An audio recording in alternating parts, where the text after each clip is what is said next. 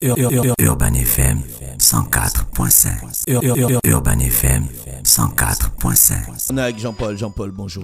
Bonjour la fraîche. Comment vas-tu ce matin? Ça va très bien. Tu as passé un bon week-end? Oui, tranquille. Tu as fait quoi le week-end? En mode repos.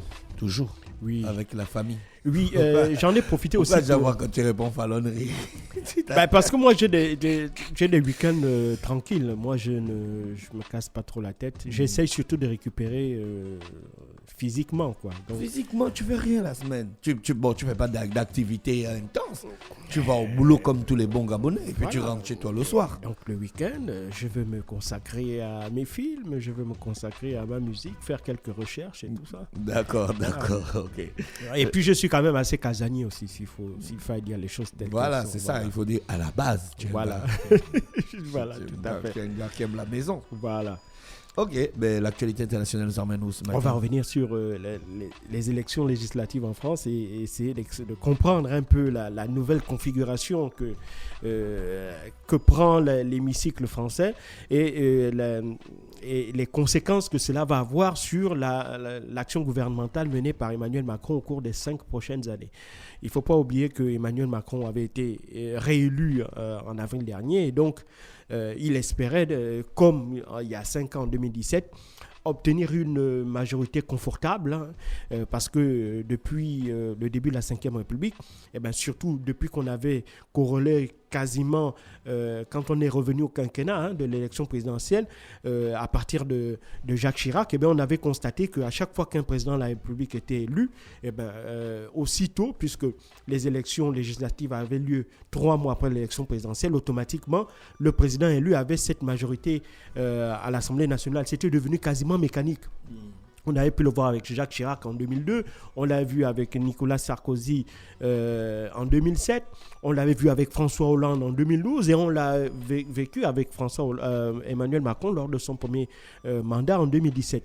Et donc là, comme il avait été réélu, eh ben, il se disait que les choses allaient suivre cette espèce d'ordre naturel, entre guillemets. Et malheureusement pour lui, cette fois-ci, son pari n'a pas marché. Pourquoi? Eh ben, pour 2 raisons. La première, c'est que il y a eu d'abord une idée de génie de la part de Jean-Luc Mélenchon qui a fait la meilleure campagne de cette élection législative-là, puisque durant l'entre-deux tours de la présidentielle, il avait demandé aux Français de l'élire Premier ministre. Et ça, évidemment, ça avait fait un choc en termes de marketing politique. C'était vraiment très, très judicieux. Et donc, cela avait, si tu veux, déjà avivé un certain intérêt par rapport à sa candidature, même s'il n'était pas candidat à la députation. Et derrière, il va aussi faire un autre coup de force, c'est-à-dire qu'il va parvenir à rassembler l'ensemble des partis de la gauche. C'était quelque chose qu'on n'avait plus vu depuis Lionel Jospin en 1997, au moment de la gauche plurielle, lorsque Jacques Chirac avait décidé de dissoudre l'Assemblée nationale et Lionel Jospin avait réussi le tour de force de rassembler les écologistes, les communistes et les socialistes pour faire ce qu'on appelle la gauche plurielle et remporter ces élections législatives-là. Et donc, il y avait un peu cette image-là, il y avait ce spectre pour la majorité de voir la gauche revenir comme ça au pouvoir sous Jean-Luc Mélenchon par le biais de sa nouvelle union populaire écologiste et sociale, la NUPES. Et donc, grâce à cela, ça a créé cette dynamique-là. Disons que la mise en œuvre de la NUPES avec son idée de se faire élire Premier ministre, tout ça a engendré une forte dynamique. Et puis, la troisième chose, c'est que la majorité aussi a perdu, parce que même si elle conserve une majorité relative, mais elle a quand même perdu, elle a subi un revers, puisqu'elle n'obtient plus la majorité absolue. Il fallait 289 députés au moins pour avoir la majorité absolue. Elle n'en dispose que de 245. Donc, dans la majorité présidentielle ensemble, il y a 245 députés, dont 60 pour La République En Marche, 45 pour le MODEM de François Bayrou et 30 pour Horizon, le parti de l'ancien Premier ministre d'Emmanuel Macron, son Premier ministre, Édouard Philippe. Et donc, c'est un revers. Pourquoi? Déjà, pour 2 raisons. La première raison, c'est que Emmanuel Macron il a fait durant cette campagne législative-là la même attitude qu'il a eu durant la présidentielle. Il ne faut pas l'oublier. Durant la présidentielle, avant le premier tour, il n'avait quasiment pas fait campagne, disant qu'il s'occupait du conflit en Ukraine. Au deuxième tour, il n'avait pas débattu, sauf avec Marine Le Pen, hein, lors des traditionnels débats de l'entre-deux tours. Et il avait en fait réalisé la même prouesse qu'en 2017, parce qu'il savait que en ayant Marine Le Pen en face de lui lors de ce débat-là, eh ben, il allait facilement s'en sortir. C'est ce qui s'est passé, puisque Marine Le Pen a même eu plus de mal qu'en 2017 hein, lors de ce débat-là. Et donc Emmanuel Macron, sans véritablement effort, avait réussi à se faire réélire. Et puis la deuxième chose, c'est qu'il a tenté de refaire le même scénario en se disant que puisqu'il avait été réélu, donc la majorité absolue lui était acquise, puisque depuis le début de la Ve République, on n'avait jamais vu un président de la République élu et perdre aussitôt et ne pas obtenir la majorité absolue à l'Assemblée nationale. Et donc, il n'avait quasiment pas fait de campagne pour soutenir les candidats d'ensemble. Et puis, deuxièmement, ensemble aussi, ils n'ont pas véritablement fait une campagne de présentation de leur programme, et surtout parce qu'ils voulaient éviter d'avoir à présenter leur bilan, parce que leur bilan n'était pas particulièrement élogieux pour l'opposition. Selon l'opposition française, le bilan de la majorité sortante était même catastrophique. Et donc, en jouant sur le fait que le président Emmanuel Macron n'était pas sur le terrain pour soutenir les candidats de sa coalition. Ensuite, ces mêmes candidats de cette coalition-là, durant le premier tour, ne s'étaient pas véritablement lancés aussi dans une véritable campagne d'explication. D'abord, il faut présenter le bilan, ensuite présenter, si vous voulez, le programme pour les 5 prochaines années. Eh bien, ils ne l'ont pas fait. Et durant le deuxième tour, c'était encore même pire, hein, puisque au lieu d'essayer de véritablement susciter le débat, de participer au débat, en expliquant aux Français leurs propositions, eh ben, ils se sont plutôt attelés à fustiger, à attaquer les extrêmes, l'extrême droite avec le Rassemblement national, et puis l'extrême gauche, en l'occurrence, la NUPES, parce que cette gauche-là était évidemment était propulsée par la France insoumise de Jean-Luc Mélenchon. Et donc, je pense que c'est ce discours-là sur les extrêmes qui a dû lasser les Français, parce qu'ils entendent ça depuis près de 30 ans en disant que c'est les extrêmes, on est anti-républicain, on est anti-Europe, on est anti-souverainiste et tout ça. Donc, évidemment, les Français ont estimé que ce n'était pas un programme politique, hein, le fait de fustiger les positions politiques des autres, et donc ils auront clairement accordé leur confiance. Et ce qui fait qu'aujourd'hui, et puis aussi, il y a quelque chose qui est important, c'est qu'on a aussi une abstention qui est extrêmement forte. Il faut savoir qu'un candidat sur deux ne s'est pas déplacé, 53,77%, c'est le taux d'abstention. Donc ça veut dire que la moitié des électeurs ne sont pas déplacés. Et lorsque l'on regarde, en réalité, c'est que la gauche a fait le même score qu'en 2017, hein, quand on regarde le nombre de voix.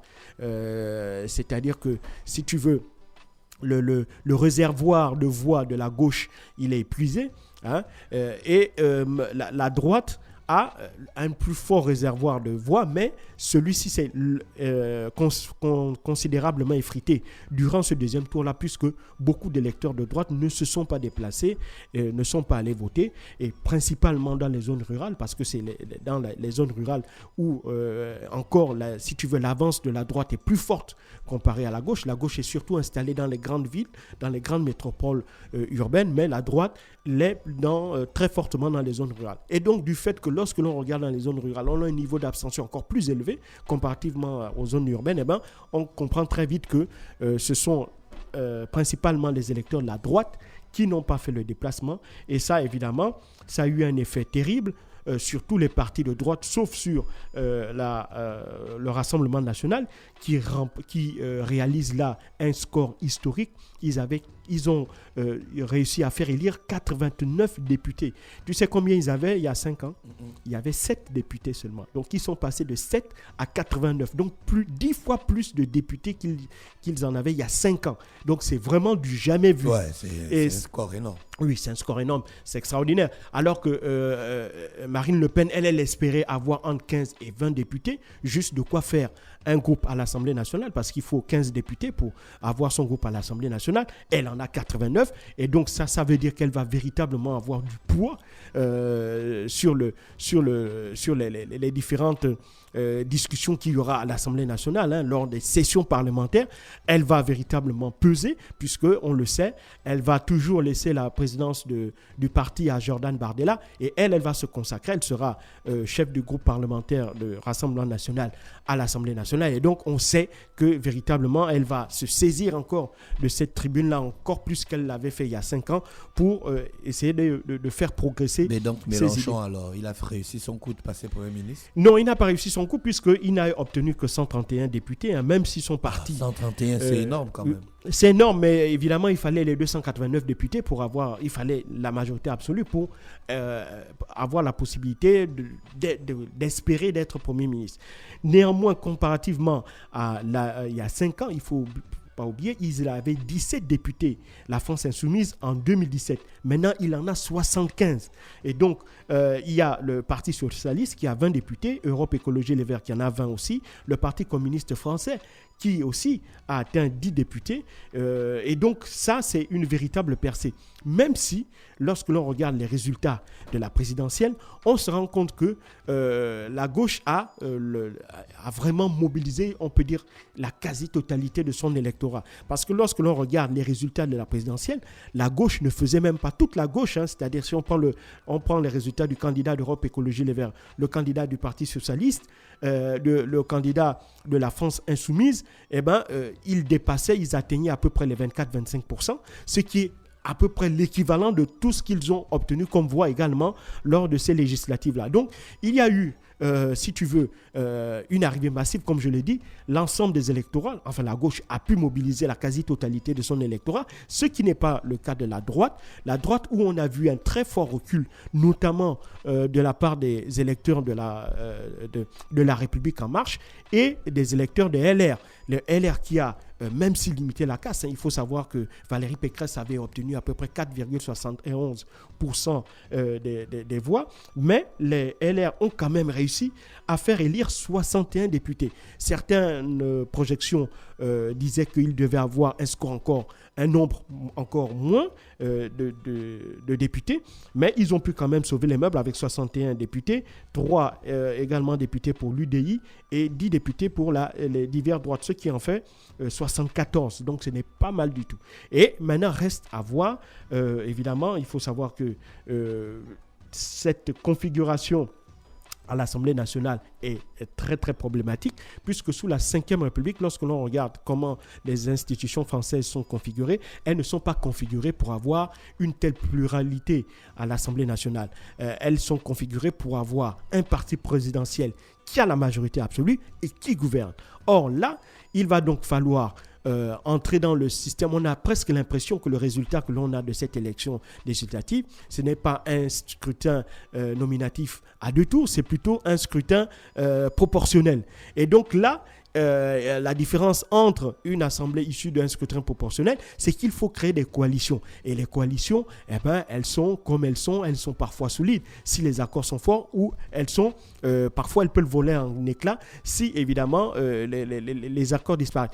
Et maintenant, la question qui se pose aussi, c'est de savoir avec quelle coalition Ensemble espère gouverner, avec quelle coalition Emmanuel Macron entend gouverner et surtout mettre en place ces réformes. La réforme, notamment la plus emblématique, qui est celle de la réforme des retraites, la retraite à 65 ans. Et donc aussi, il y a aussi un certain nombre d'autres réformes, c'est-à-dire le retour à une certaine orthodoxie financière pour ramener, si tu veux, le déficit public français au-delà des 3%. Ça va être particulièrement difficile parce que ça voudra dire que le gouvernement devra mobiliser d'ici les 5 prochaines années 80 milliards d'euros et on ne voit pas comment est-ce que le gouvernement pourrait mettre en place ce programme-là, étant donné que pour pouvoir obtenir un budget dans lequel on va faire des économies ou trouver 80 milliards d'euros supplémentaires, il va donc falloir discuter avec l'opposition. Et d'autant plus que dans l'opposition, lorsque l'on regarde la totalité de l'hémicycle, vous regardez les députés, 60% des députés issus de cette élection sont dans l'opposition. Et donc là, ça va être difficile. Les Républicains sont ceux dont, si tu veux, la couleur politique semble la plus proche d'Ensemble. Eux, ils ont fait savoir qu'ils ne feront pas de coalition avec Ensemble. Néanmoins, ils vont négocier au cas par cas à chaque texte qui sera déposé à l'Assemblée nationale par le gouvernement. Donc ça en dit long sur, si tu veux, l'ambiance qui va prévaloir au sein de cette législature-là. D'autant plus que pour les observateurs français, certains qui se réjouissent même de cette configuration-là, parce qu'ils estiment que souvent, lorsqu'il y a un parti qui a la majorité absolue, il a tendance à gouverner seul et donc à imposer sa vision aux autres partis. Ces autres partis sont comme si c'était tout simplement des figurants, puisque leurs points de vue ne sont jamais pris en compte par le parti majoritaire. Et là, évidemment, avec cette majorité relative, Ensemble, donc la coalition d'Emmanuel Macron, sera obligé d'être plus à l'écoute des autres partis de l'opposition et donc de discuter avec eux sur les différents textes qu'elle aura à faire débattre au niveau de l'Assemblée nationale. Donc, évidemment, on va voir ce qui va en découler, puisqu'Elisabeth Borne, la première ministre d'Emmanuel Macron, a dit qu'elle va, à partir d'aujourd'hui, essayer de travailler à la mise en place d'une coalition de gouvernement, mais personnellement, j'en doute, au regard des positions extrêmement figées, extrêmement dures de la part des partis de l'opposition vis-à-vis de Emmanuel Macron et de son groupe parlementaire Ensemble. Merci Jean-Paul avec nous ce matin sur les 104.5 Urban FM, la station urbaine. Urban FM 104.5.